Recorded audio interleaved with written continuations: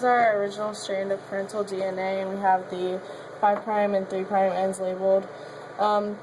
In this one, we have the black pipe cleaners representing the single-stranded binding proteins, which hold the DNA strands in place when they're unwinded. This is the toposomer, which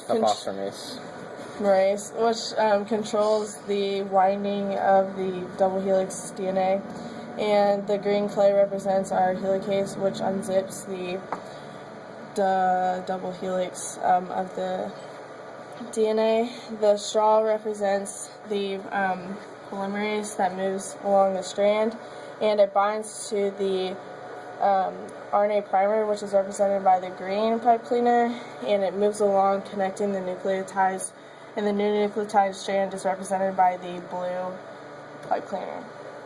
So Megan just described the leading strand, so I'm going to go to the lagging strand. The lagging strand is completely different because it has to go the opposite direction.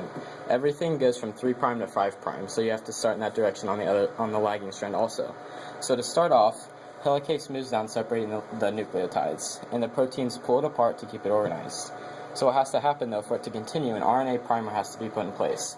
We have 2 RNA primers, and it separates 2 Okazaki fragments.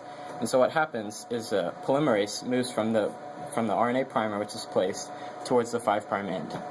What this does though is it creates 2 separated fragments, which are called the Okazaki fragments.